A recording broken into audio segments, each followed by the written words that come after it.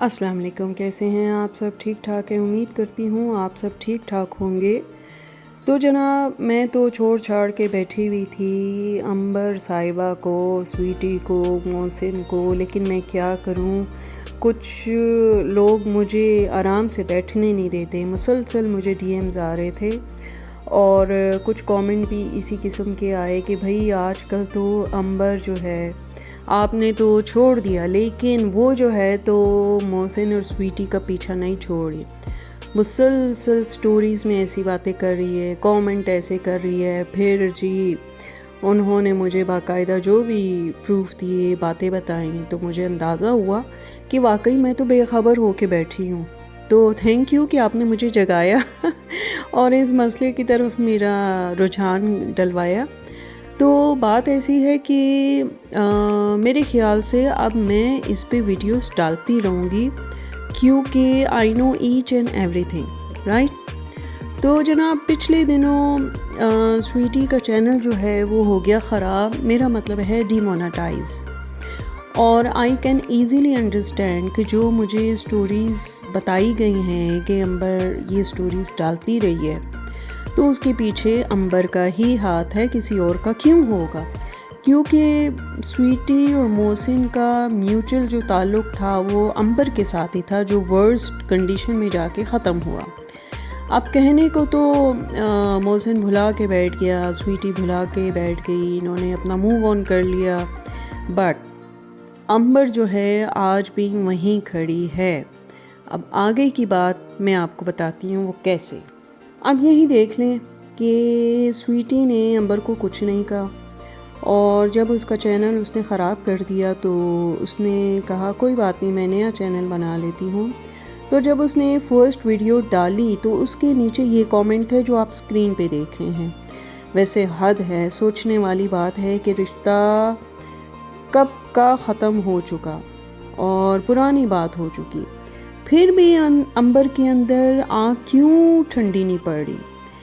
और कोई वजह तो है ना, मोहसिन स्वीटी तो पूछते भी नहीं, ना सोचते हैं, ना कुछ ऐसा वैसा बुरा करने का सोचते हैं। देखा जाए तो एक हेल्दी बंदे की यही निशानी होती है, या हेल्दी माइंड वाले बंदे की, कि वो मूव ऑन कर जाता है, पीछे क्या हुआ वो भुला देता है और अपनी आने वाली नई लाइफ पे वो तवज्जो देता है और मसरूफियात में गुम हो जाता है, ठीक है। लेकिन एक बीमार बंदा, बीमार ज़हनियत का मालिक बंदा ऐसा कर ही नहीं सकता। खुदा जाने बचपन कैसा गुज़रा होगा, सारी चीज़ें तो वहीं से शुरू होती हैं ना। वजह यह है कि वो ख़ुद को भी तकलीफ़ में रखता है और चाहता है कि दूसरों को भी तकलीफ़ में रखे। वो किसी को खुश होता या नॉर्मल होता देख ही नहीं सकता, और उसके अंदर जो कमियां हैं, एहसास महरूमी हैं, वो उसको तस्कीन देने के लिए दूसरों को परेशान रखने की कोशिश करता है। मोहसिन पे मतलब जहाँ और लड़कियां फ़िदा हैं वहाँ एक अंबर भी सही, लेकिन बाकी लड़कियों ने तो शायद पीछा छोड़ दिया अगर कुछ थी ऐसी मुझे नहीं पता, लेकिन अंबर तो छोड़ ही नहीं रही पीछा। लेकिन इस रिश्ते को ख़त्म क्यों होना था, अब समझ में आ रहा है कि इसमें बहुत बड़ी मसलहत थी। आप देख सकते हैं कि इसी में मसलहत थी, और वो क्या मसलहत हो सकती है कि भी वो घर आई नहीं ब्याह कर, और देखें किस किस्म के कमेंट कर रही है, और जिस किस्म के कमेंट हो रहे हैं उससे उसकी ज़हनी कैफियत का अंदाज़ा लगाएं, उसकी दिली कैफियत का अंदाज़ा लगाएं, और ये सोचे कि अगर वो ब्याह के चली जाती तो उन घर वालों का तो अल्लाह ही हाफिज़। वहाँ तो उन्होंने जी जीना हराम कर देना था उन घर वालों का, कि बस मैं आगे कुछ कहना नहीं चाहती। मैं बहुत कुछ कह सकती हूँ लेकिन मैं नहीं कहूँगी। लेकिन मसला ये है ना कि मोहसिन और स्वीटी जो हैं वो मसरूफ़ लाइफ गुजार रहे हैं, वो भूल चुके हैं।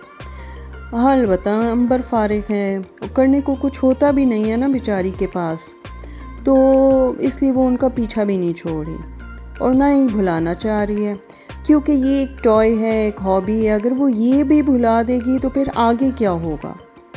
वैसे अंबर आपिस की बात है, तुमने रिश्ते के ख़त्म होने को क्यों नहीं भुलाया? वजह तो वो बतानी चाहिए तुम्हें, वो भी खुल के। और ऐसी भी क्या वजह हो गई? मोहसिन तुमसे क्या लेके भाग गया जो कि तुम उसकी वापसी की उम्मीद रखती हो? मतलब कोई चीज़ तो होगी उसके पास तुम्हारी कि वो चीज़ तुम लेना भी चाह रही हो, ले भी नहीं सकती, बता भी नहीं सकती, और फिर इस किस्म के हथकंडे कर रही हो। तुम उसकी फैमिली को क्यों नहीं भुला सकती? मतलब रीज़न क्या है? कोई वजह तो होनी चाहिए ना, जबकि अब उनकी वीडियोस में तुम्हारा कोई ज़िक्र खैर नहीं है, और जो बाकी लोग हैं जो इनके सब्सक्राइबर हैं, ये फ़ैन्स हैं, इवन वो भी तुम्हें नहीं छेड़ते, तो फिर क्या रीज़न है? कुछ तो वजह होगी ना। और फिर मौसम के हवाले से भी कमेंट किए कि मुझे खाने का बड़ा शौक़ है। हो सकता है मौसम ने कभी कहा हो, और फिर आगे से ख़ुद ही जवाब देती है कि अच्छा मेरी खुशियों को तो खा गया, और फिर आखिर में घटिया बात की कि अब तू भी जहर खा के मर जा। मतलब इस लेवल की इसकी सोच है। सोचें, मरने मारने के अलावा तो इसको, बच्ची को, इस लड़की को कुछ आता ही नहीं है। तो चलिए जी, मज़ीद प्रूफ के साथ फिर मैं इंशाल्लाह नेक्स्ट वीडियो बनाऊंगी। और जिन्होंने वीडियो बनाई है कुकिंग विद महरीन, तो उनको भी सोचना चाहिए बोलने से पहले कि थोड़ी सी तहकीक कर लो, छान फटक कर लो बीवी, फिर उसके बाद तुम अपनी वीडियो में जो मर्ज़ी है डालो। आंखें बंद करके कुछ भी कहना अच्छा नहीं होता।